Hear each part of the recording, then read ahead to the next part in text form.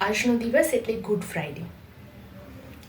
શોકનો દિવસ, ભાવાત્મક દિવસ હોવા છતાંય આપણે એને ગુડ ફ્રાઈડે કહીએ છીએ. પ્રશ્ન તો થાય સ્વાભાવિક છે કે ગુડ ફ્રાઈડે શા માટે?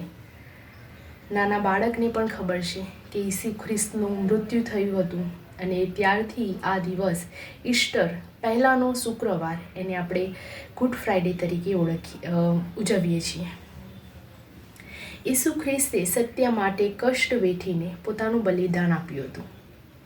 તેઓ સામાન્ય વર્ગમાં જન્મેલા હતા. ઊંચ નીચના ભેદભાવ નહીં, ગરીબ કે અમીરીનો કોઈ પણ ભેદભાવ નહીં, તેમજ ધર્મ જાતિ દરેકને સમાન ગણવા એમના વ્યક્તિત્વમાં વણાઈ ગયું હતું અને એ કેટલાક લોકોને ખૂંચતું હતું એ સમયમાં. આથી એમને ખોટા આરોપમાં ફસાવીને એમને સજા કરવામાં આવી હતી. એ વખતે ક્રૂસ ઉપર ચડાવીને એમને મારી નાખ્યા હતા. તેમણે સત્ય માટે આટલા બધા કષ્ટ વેઠ્યા હતા અને સત્ય માટે જ પોતાનું બલિદાન આપ્યું હતું. લોકોનું કહેવું એમ પણ થાય છે કે એ બલિદાન એ માનવ જાતિનું છેલ્લું એવું બલિદાન છે એના પાપોનું. પ્રશ્ન હવે એ ઉદ્ભવે છે કે શા માટે એને આપણે ગુડ ફ્રાઈડે તરીકે ઓળખીએ છીએ?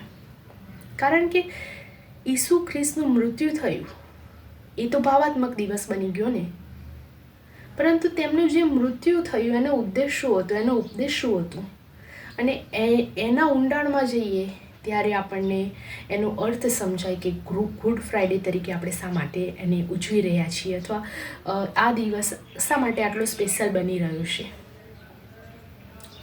પ્રેમ, સહિષ્ણુતા, ક્ષમા જેવી ભાવના રાખનારા અને અંતે એનું પાલન કરનારા એવા ઈસુ ખ્રિસ્ત.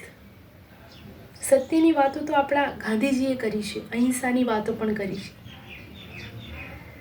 આવા દરેક મહાન પુરુષો જે આપણને કંઈક ને કંઈક આપતા હોય છે.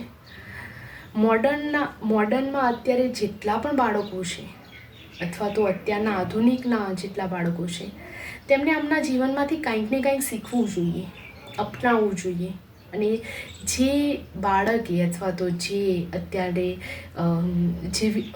અત્યારે માનવ પ્રકૃતિ જે વ્યક્તિત્વમાં આ પોતાનું ગુણો એડ કરી શકે તે પોતાનું જીવન ખરેખર સાર્થક કરી શકે છે.